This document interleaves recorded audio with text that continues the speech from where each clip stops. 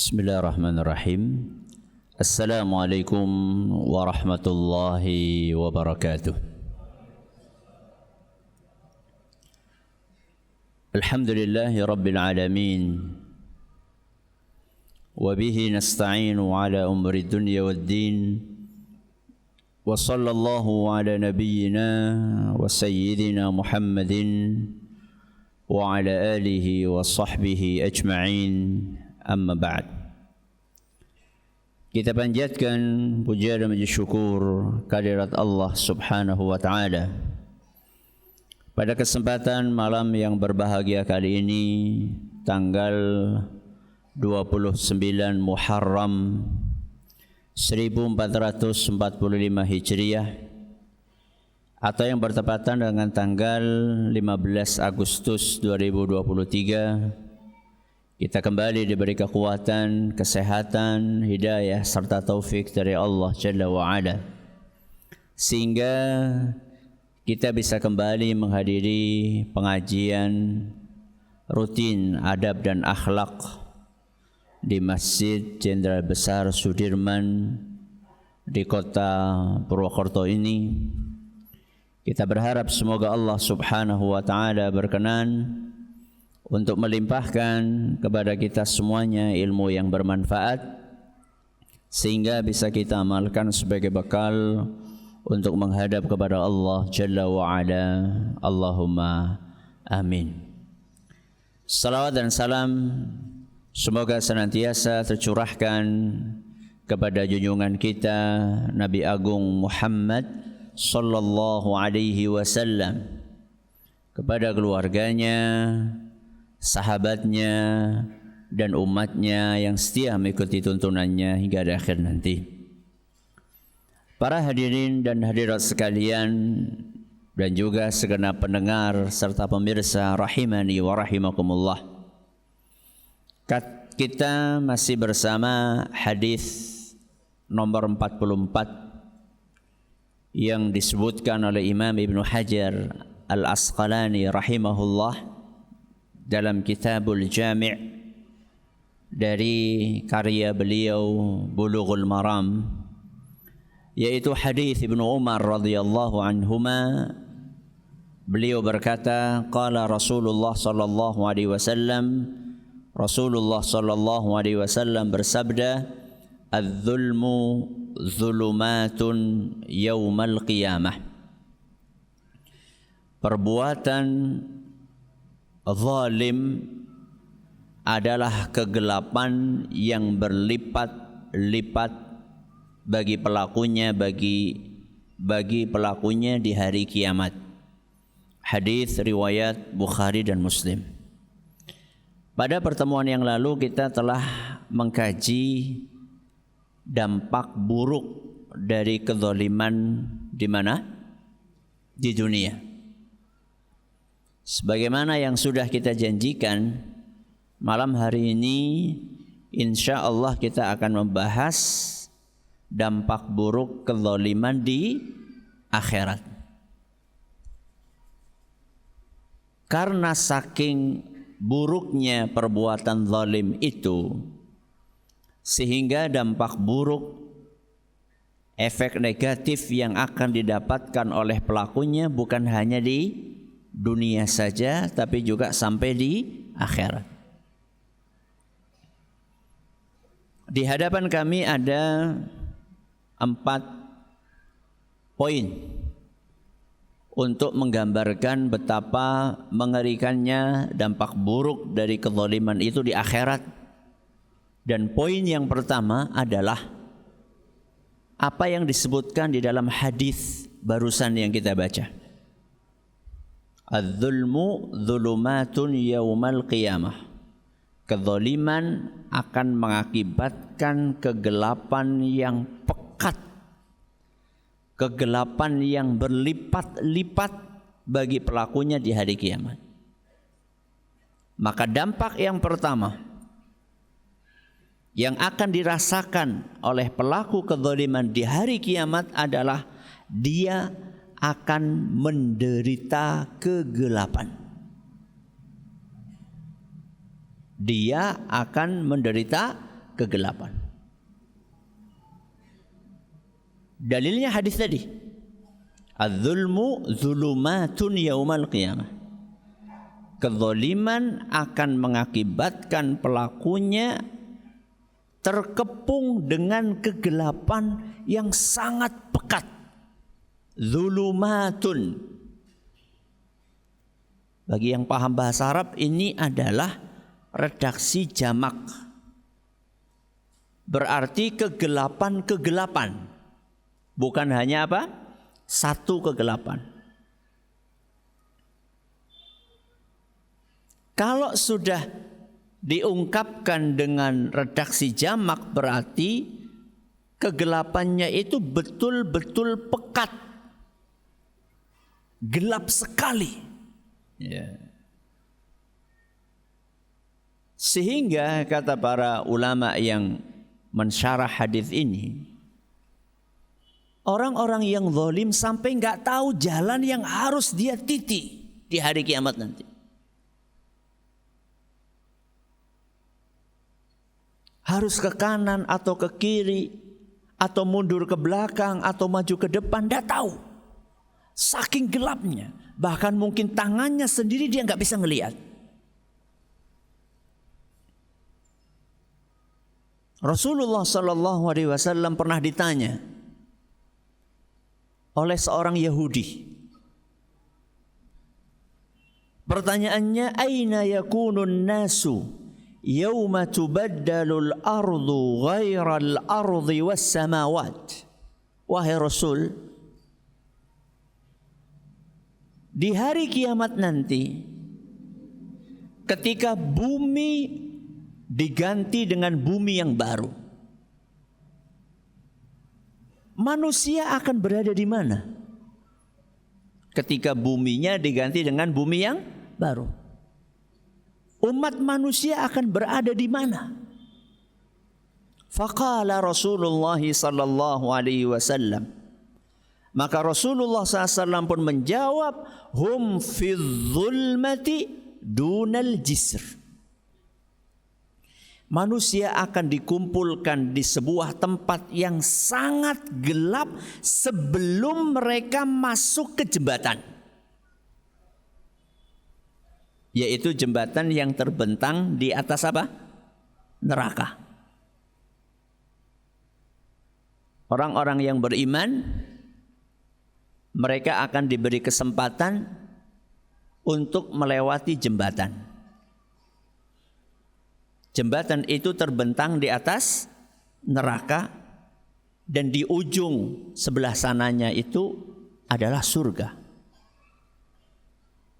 Orang kafir sudah masuk neraka.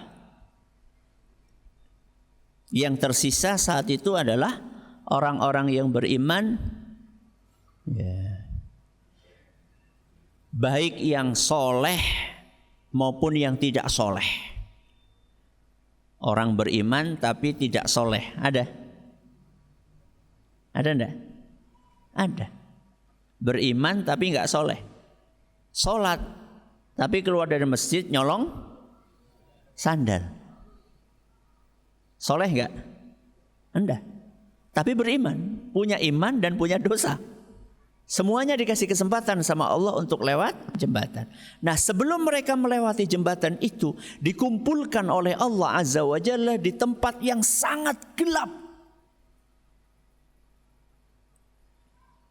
Semuanya, yang beriman maupun termasuk kaum munafikin. Cuma nanti kaum munafikin akan dipisah oleh Allah Azza wa Jalla dari kaum yang beriman. Orang kafir sudah masuk neraka, mengikuti sesembahannya masing-masing. Yang nyembah matahari ikut matahari masuk ke mana? Neraka. Yang nyembah bintang ikut bintang masuk ke neraka. Yang nyembah berhala ikut berhalanya masuk ke neraka. Yang tersisa adalah orang-orang yang beriman dan kaum munafikin. Saat itulah Allah Subhanahu wa ta'ala membagi-bagi cahaya. Pembagian cahaya itu Allah ceritakan Di dalam surat Al-Hadid ayat 12 sampai 13. Surat apa? Al-Hadid. Ayat berapa? 12 sampai 13. Apa kata Allah Subhanahu wa taala?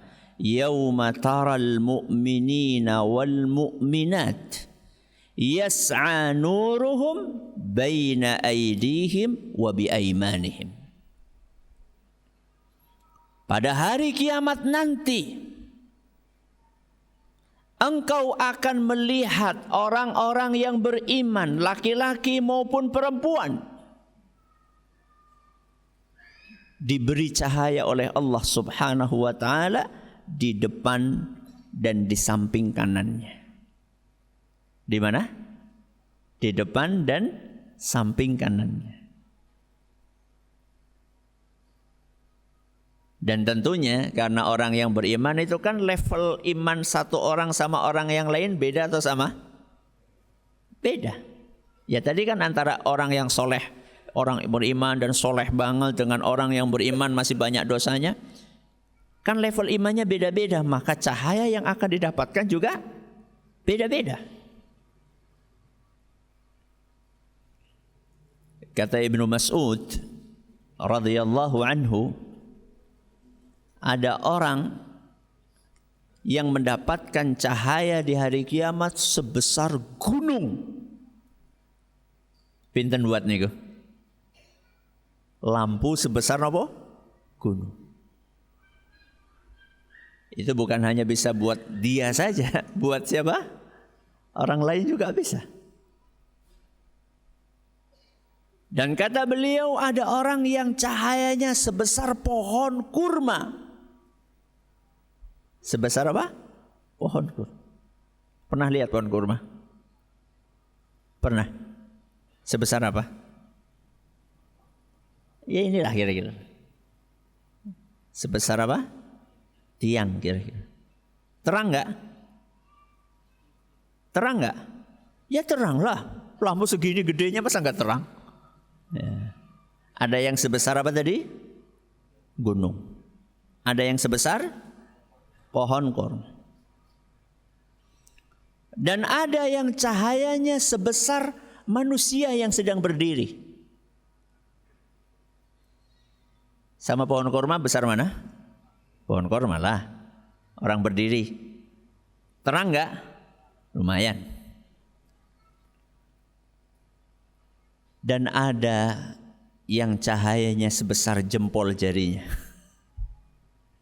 Sebesar jempol jari. Kadang nyala, kadang mati. Kadang nyala, kadang mati. Jenengan pengen yang mana? Gunung? Nabi apa? Ya enggak harus nabi, ya. Itu tergantung keimanan kita hari ini. Gue sing murup mati, gue sing kepriye Ustaz? Ya dia sing kadang masjid, kadang orang dean. Ya. Naudzubillahi min dzalik.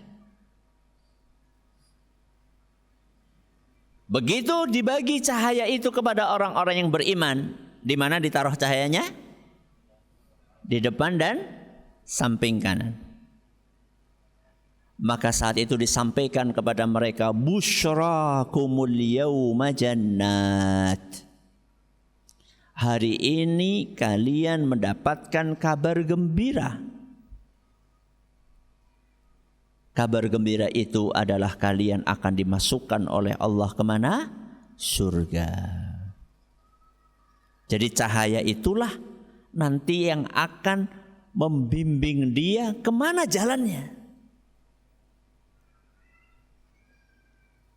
Sampai ke surganya Allah Subhanahu wa ta'ala. Orang yang zalim gak punya cahaya,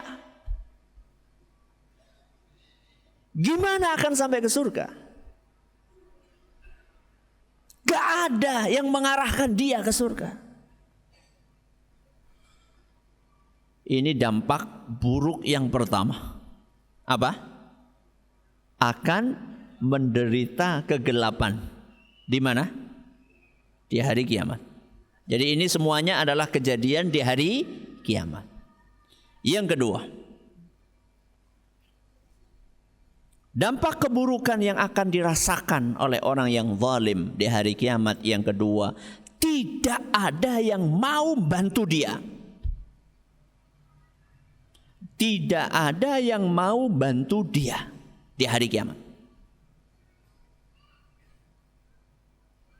Apa kata Allah Subhanahu wa taala?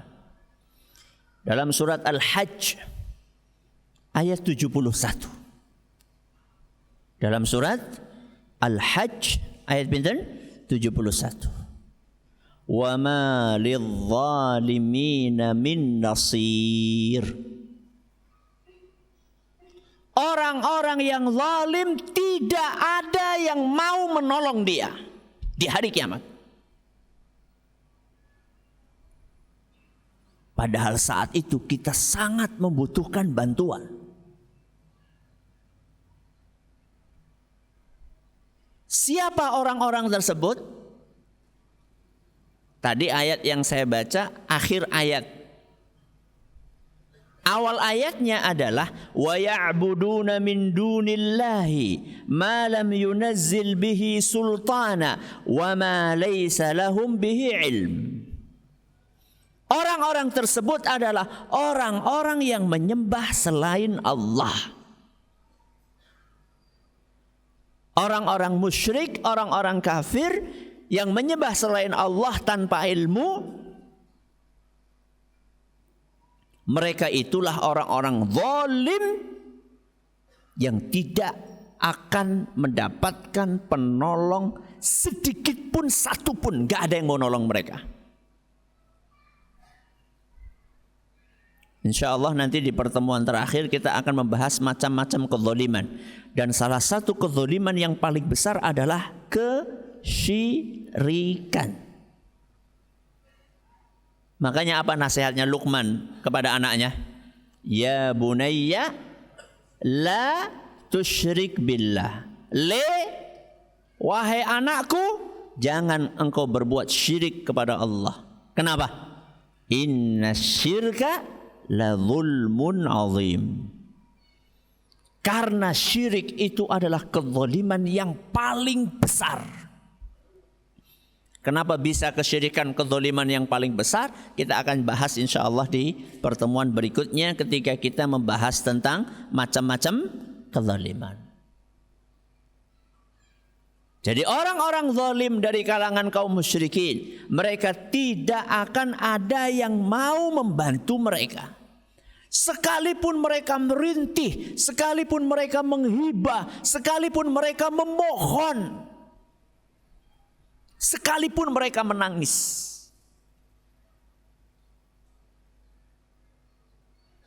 walaupun yang keluar dari mata mereka adalah darah karena air matanya sudah habis, sehingga yang bisa keluar adalah darah.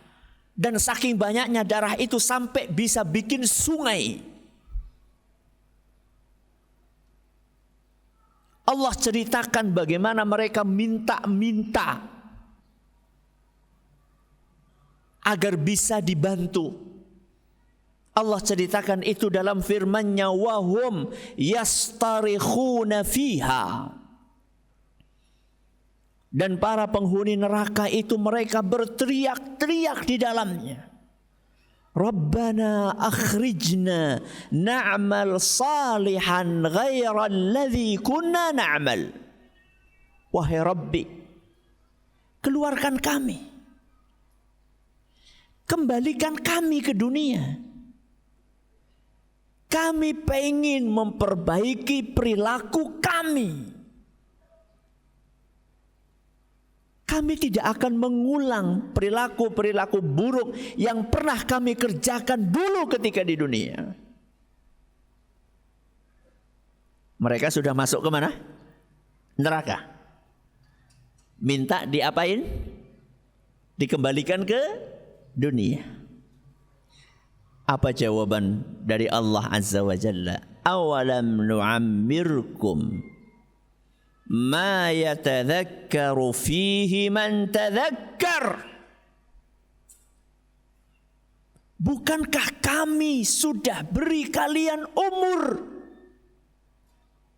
dan umur itu cukup untuk berpikir. Masing-masing dari kita sudah dikasih umur sama Allah Azza wa Jalla. Ada yang 50 tahun, ada yang 40 tahun, ada yang 60 tahun, ada yang berapa? 70 tahun, ada yang 80 tahun. Kesempatan sudah diberikan. Bukannya dikasih umur. Waja'akumun nadhir. Dan sudah datang orang-orang yang mengingatkan kalian. Para nabi sudah diutus, para rasul sudah diutus. Begitu para nabi wafat, para sahabat mengingatkan kalian. Begitu para sahabat meninggal dunia, ada para tabi'in, para tabi'in meninggal dunia, ada tabi'ut tabi'in meninggal dunia, ada para ulama, sampai sekarang ada ustadz, ada mubalik, ada dai, ada kiai. Al-Quran ada di hadapan kalian. Gak ada alasan.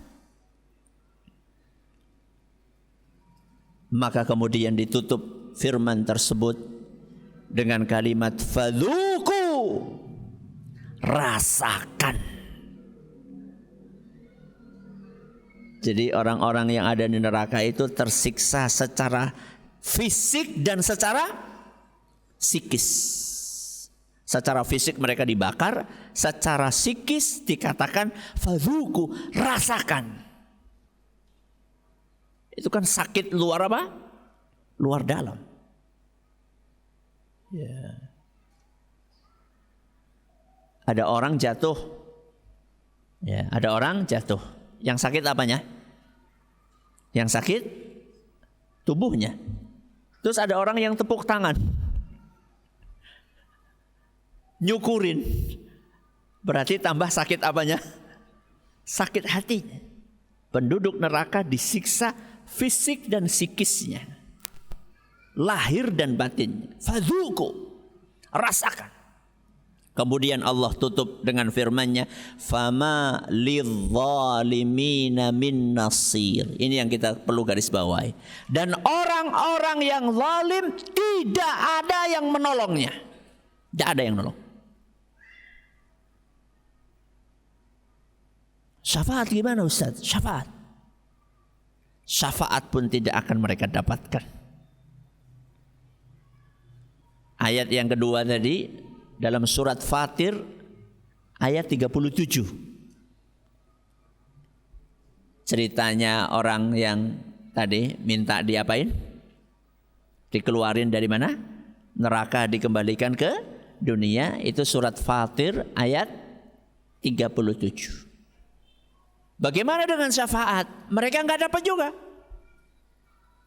Di mana Allah ceritakan itu? Dalam surat Ghafir ayat 18. Surat apa? Ghafir ayat 18.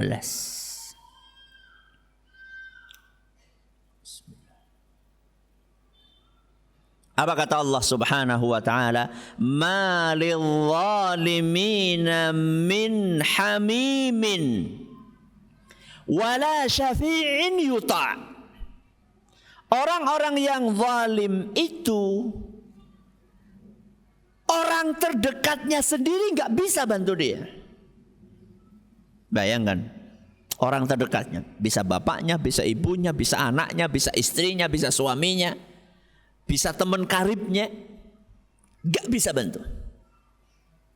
Wala syafi'in yuta'.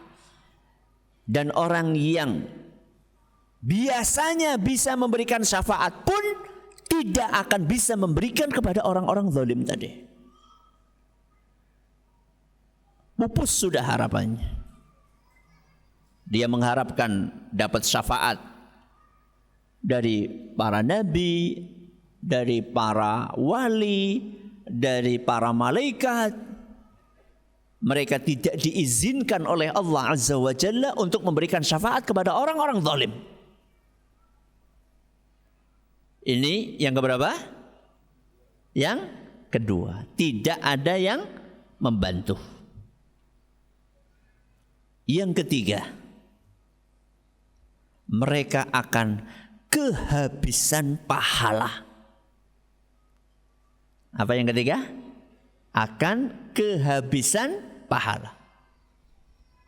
Padahal pahala itu adalah modal kita untuk bisa masuk ke mana? Ke surganya Allah Azza wa Jalla dengan rahmatnya. Hal itu disampaikan oleh Nabi kita Muhammad sallallahu alaihi wasallam dalam sebuah hadis yang diriwayatkan oleh Imam Muslim. Beliau sallallahu alaihi wasallam bersabda, "Atadruna mal muflis?" Wahai para sahabatku, tahukah kalian orang-orang yang bangkrut itu siapa? Orang yang bangkrut. Qalu al-muflisu fina man la dirhama lahu wa la mata'. Maka para sahabat pun menjawab, wahai Rasul, orang yang bangkrut itu orang yang kehabisan modal. Gak punya duit, gak punya barang dagangan, itu orang yang bangkrut. Jadi para sahabat itu menjawab sesuai dengan apa? Sesuai dengan realita yang mereka hadapi selama ini. Kalau dengar kata bangkrut berarti dalam urusan apa? Dunia. Pedagang bangkrut, bisnismen bangkrut, petani apa? Bangkrut, peternak bangkrut. Berarti artinya duitnya habis, modalnya nggak tersisa, barang-barangnya sudah tidak ada. Ini orang yang bangkrut, wahai Nabi SAW.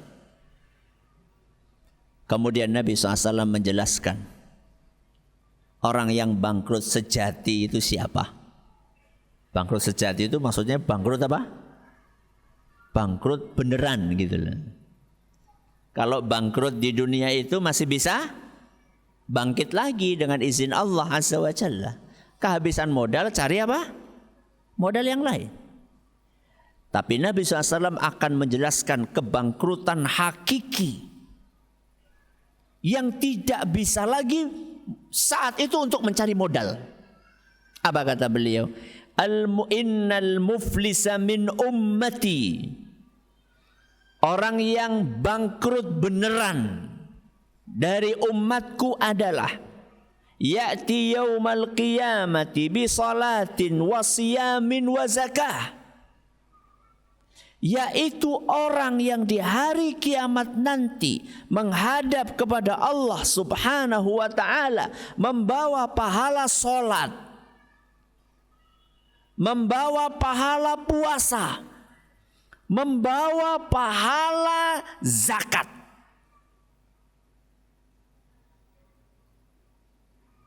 Rajin sholat, rajin apa? Puasa, rajin zakat. Tapi kata Nabi, orang ini bangkrut. Dan bangkrutnya bangkrut beneran. Kenapa? Ternyata orang ini selain rajin ibadah, ternyata orang ini suka berbuat zalim.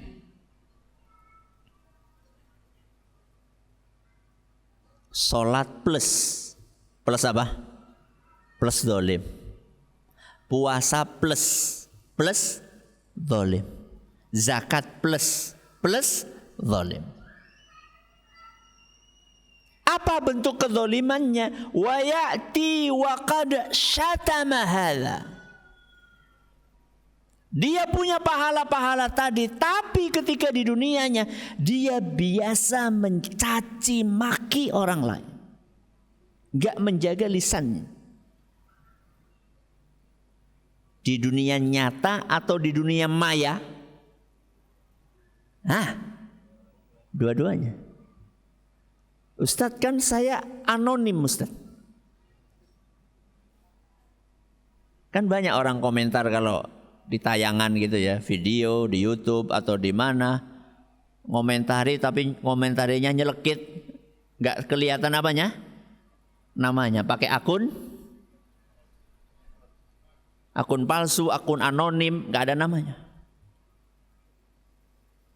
Anda pikir kalau nggak ada namanya, pakai akun palsu, nggak dicatat sama Allah SWT? Nggak dicatat, semuanya dicatat. yang kecil, yang besar, yang ketahuan orang, yang nggak ketahuan orang, semuanya dicatat. Dan bukan hanya dicatat, akan dipertanggungjawabkan nanti di hari kiamat. Ma yalfidhu min qawlin illa ladaihi raqibun atid. Setiap kata yang kita ucapkan, itu ada malaikat di kanan dan kiri kita yang siap untuk menulis detil apa yang kita ucapkan.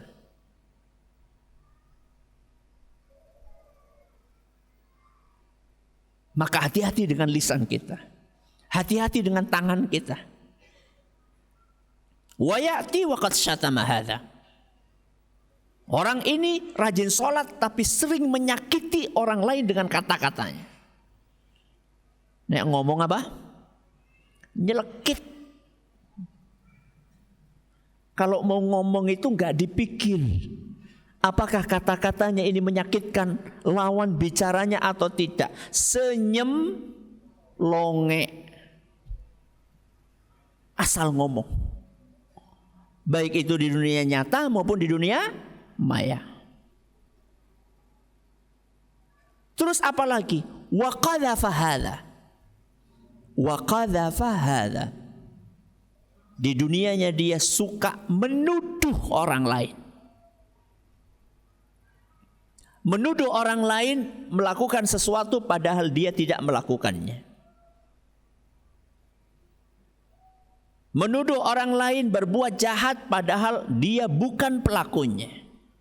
Wa qadhafa hadza. Terus apa lagi? Wa akala mala hadza.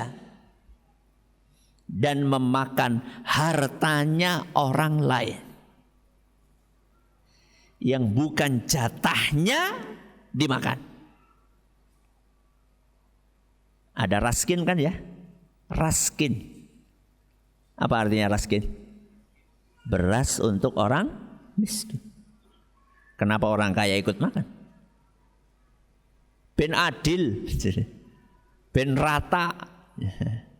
Adil itu bukan orang kaya menyerobot jatahnya orang miskin.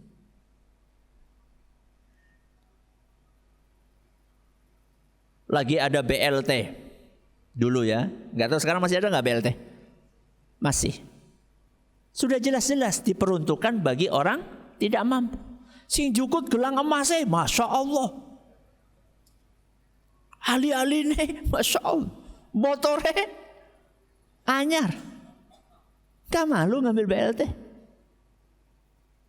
Ya. Wa akala mala hadza. Memakan hartanya orang lain, jatahnya orang lain diserobot. Bukan haknya tapi dia makan juga. Wa akala mala hadza. Wa safaka dama hadza. Wa safaka dama hadza. Dan menumpahkan darah orang lain. Apalagi di zaman ini, naudzubillahi min dzalik, nyawa itu seakan-akan sangat murah. Padahal bagi Allah Azza wa Jalla, hilangnya nyawa satu muslim itu lebih berat daripada runtuhnya Ka'bah. Hilangnya satu nyawa muslim bagi Allah itu lebih berat daripada apa? Runtuhnya Ka'bah. Nah sekarang berapa nyawa muslim yang tertumpahkan, yang hilang begitu saja? Nas'alullah salam wal afiyah. Ya. Ini yang berikutnya. Wa daraba hadza. Kezaliman yang dia lakukan yang lain adalah dia mukul orang lain. Dan pukulan itu tidak ada alasan yang melandasi perbuatan tersebut. Beda cerita ya, kalau mukul memang layak untuk dipukul, itu lain cerita. Tapi gak ada sebab, gak ada angin, gak ada hujan, tahu-tahu mukuli orang. Ya. Oh, itu katanya pencuri. Ayo kita pukuli bareng-bareng. Begitu sudah wis penjut ya. Tahu-tahu, oh salah. Hati-hati itu. Makanya jangan gampang-gampang terprovokasi. Sudah ada petugasnya, serahkan saja sama petugasnya. Ngapain ikut-ikutan kita? Mukul-mukul. Bukan hanya di luar, termasuk di dalam rumah. Suami yang suka mukuli siapa? Istrinya.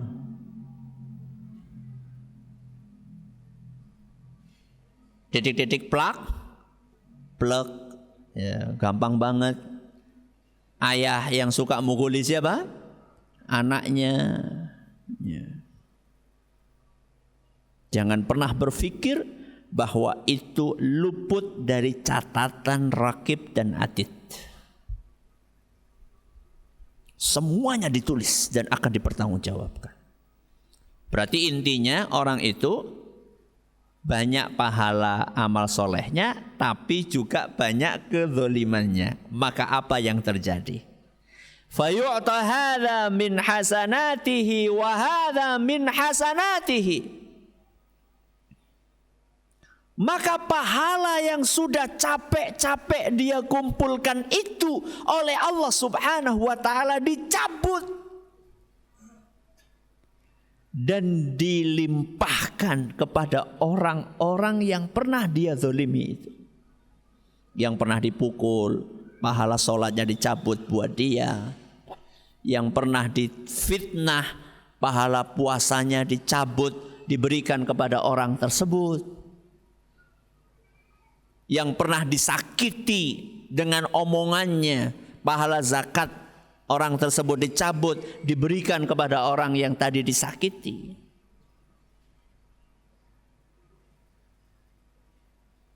Dah kalau yang dizalimi 100 gimana?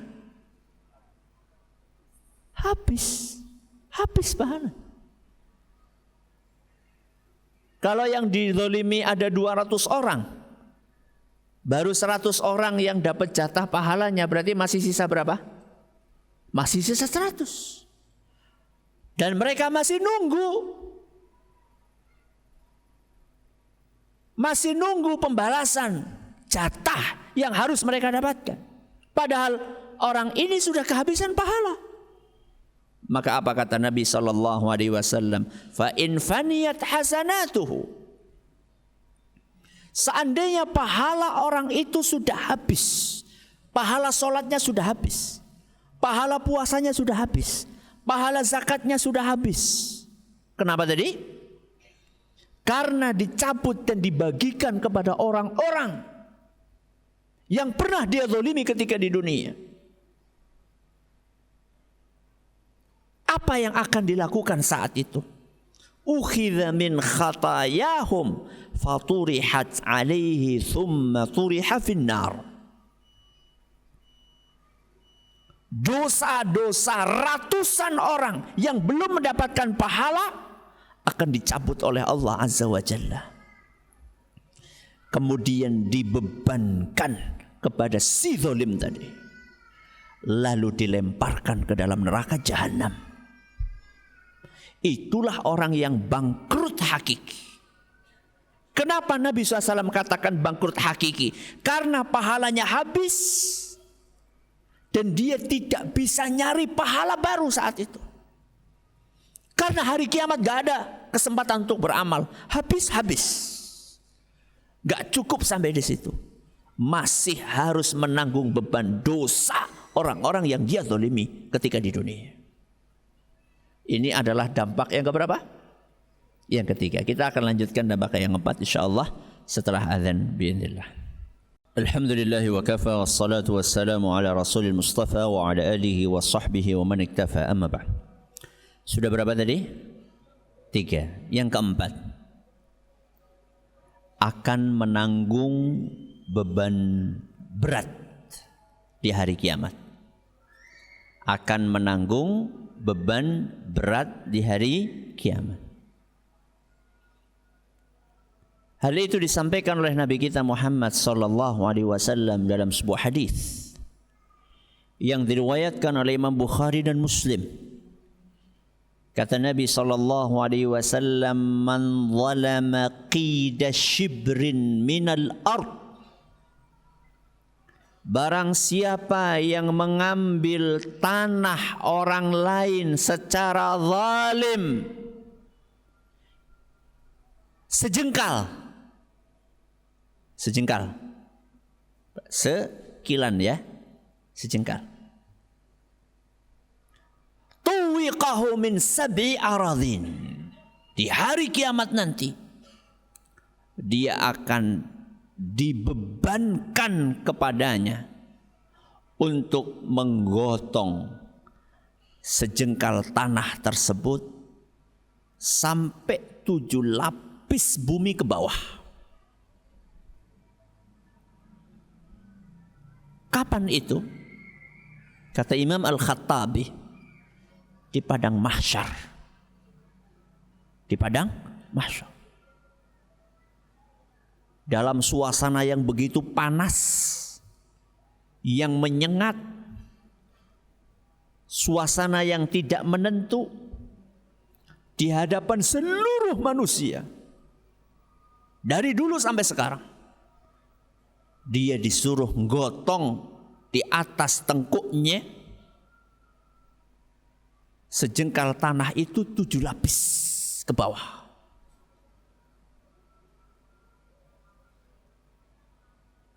Tersiksa lagi-lagi secara fisik dan secara psikis. Secara fisik jelas. Gimana? Berat banget. Bawa bumi setebal itu sangat berat sekali. Dan tersiksa secara psikis. Kenapa? Kelihatan sama seluruh manusia. Dipermalukan di hadapan seluruh manusia. Sepintar apapun dia mencitrakan dirinya ketika hidup di dunia, saat itu akan terbongkar habis kezaliman-kezaliman yang dia lakukan. Dan itu cuma seberapa? Sejengkal. Nek seubin.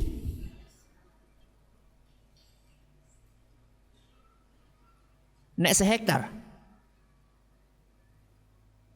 Ngeri. Kezaliman itu mengerikan. Jangan pernah menganggap remeh kezaliman. Maka urusan tanah, urusan patok, urusan warisan, hati-hati jangan sampai kita mengambil jatahnya orang lain. Walaupun hanya sejengkal. Gara-gara tanah warisan ini, kakak dengan adik sampai berantem, bermusuhan, putus silaturahim. Masing-masing minta jatah yang paling banyak.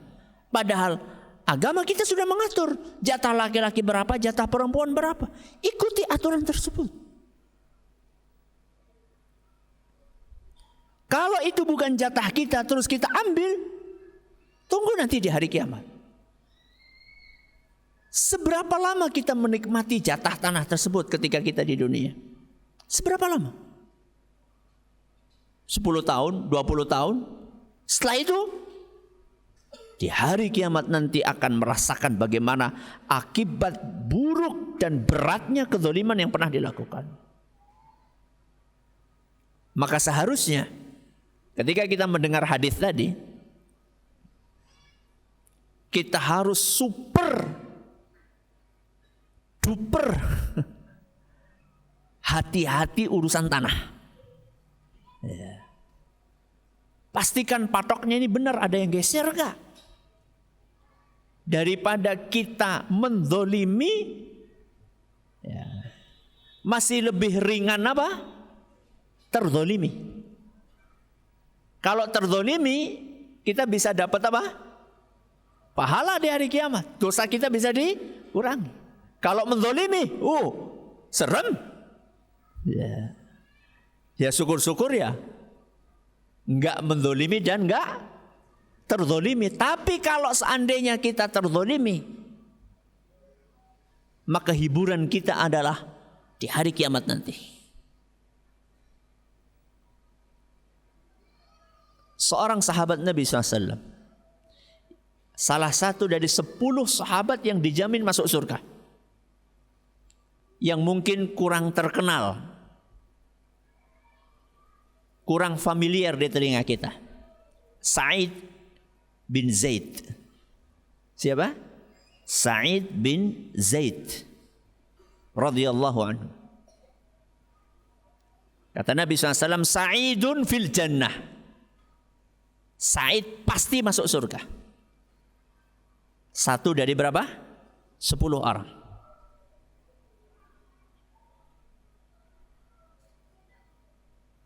Dan beliau pernah ditanya sama seseorang, karena beliau dengar langsung Nabi SAW mengatakan 10 orang itu. Ada seorang bertanya kepada beliau, wahai Sa'id, tolong sebutkan 10 orang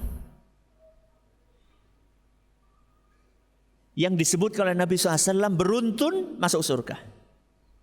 Beliau sampaikan, Abu Bakar fil jannah, Umar fil jannah, Uthman fil jannah, Ali fil jannah. Disebutkan sampai 9 orang. Setelah menyebutkan 9 orang, maka beliau mengatakan, in syi'ta adhkur. Kalau kamu mau ya saya sampaikan yang ke-10. Kalau enggak ya enggak usah. Siapa yang ke-10? Beliau sendiri. Kalau kita yang ditanya gimana? Nomor 1 kita sebutkan. Beliau sebutkan 9, semua yang sebutkan. Kalau kamu mau dan butuh saya sebutkan yang ke-10. Kalau enggak usah. Ya beliau sendiri, Sa'id bin Zaid. Beliau pernah dituduh nyerobot tanah orang lain. Seorang wanita menuduh Sa'id ngambil tanahnya orang lain. Dan wanita itu lapor kepada penguasa saat itu, Marwan Ibnul Hakam. Kepada penguasa saat itu. Maka dipanggillah wanita itu dan Sa'id. Apa kata Sa'id? Apakah mungkin saya ngambil tanah orang lain padahal saya sudah dengar dengan telinga saya hadis Nabi SAW? Kata Marwan, hadis yang mana? Hadis yang tadi. Barang siapa yang apa? Mengambil tanah orang lain secara zalim, maka nanti di hari kiamat akan disuruh membawa tanah itu 7 lapis bumi. Saya enggak mungkin melakukan itu setelah saya mendengar dengan telinga saya sendiri sabda Nabi SAW tadi. Apa kata Marwan? Aku tidak butuh bukti lain selain apa yang kamu sampaikan. Gak butuh sertifikat, gak butuh saksi. Ini ahli jannah ini, calon penghuni surga. Sangat tidak masuk akal beliau akan melakukan perbuatan sehina itu. Tapi tetap wanita itu ngotot. Enggak, Sa'id nyerobot tanah saya. Wah, ini sudah apa? Sudah keterlaluan. Langsung Sa'id berdoa, Allahumma in kanat kadzibatan, andaikan wanita ini bohong, fa'ammi basaraha, jadikan matanya buta, waqtulha fi ardiha, dan matikan dia di tanah dia sendiri. Ini calon penghuni surga doa langsung wus, dikabulkan sama Allah Azza wa Jalla. Saksi sejarah melihat Wanita itu setelah itu buta. Kemana-mana pegangan sambil ngomong, asabatni da'watu Sa'id bin Zaid. Aku kena doanya siapa? Sa'id. Berarti wanita itu bohong atau tidak bohong? Bohong. Memfitnah ahli surga. Ketika dia lagi merayap gitu, lagi pegang-pegangan, lagi megangi tembok-tembok sambil jalan gitu kan, karena nggak tahu jalan kan, nggak tahu di sampingnya ada sumur, dan itu di tanah dia sendiri, kecemplung sumur mati, di sumur dia sendiri. Mirip seperti doanya Said, butakan matanya, matikan di tanahnya sendiri. Kezaliman itu mengerikan, jamaah yang kami hormati. Maka yang pernah berbuat zalim masih ada kesempatan untuk bertaubat. Dan kalau urusannya harta harus dikembalikan. Jadi bukan sekedar apa? Minta maaf. Ya. Enggak cukup minta maaf. Ya. Sepurane ya aku ingin jukut 2 hektar. Sepurane balekaken. Gak ada. Dengan harta harus dikembalikan. Ya. Kalau enggak nanti di hari kiamat penuntutannya. Naudzubillahi min dzalik. Mudah-mudahan apa yang kita pelajari bermanfaat bagi kita semuanya. Terima kasih atas perhatiannya. Mohon atas segala kurangannya kita akhiri dengan doa kafaratul majlis. Subhanakallahumma bihamdika asyhadu an la ilaha illa anta astaghfiruka wa atubu ilaik. Assalamualaikum warahmatullahi wabarakatuh.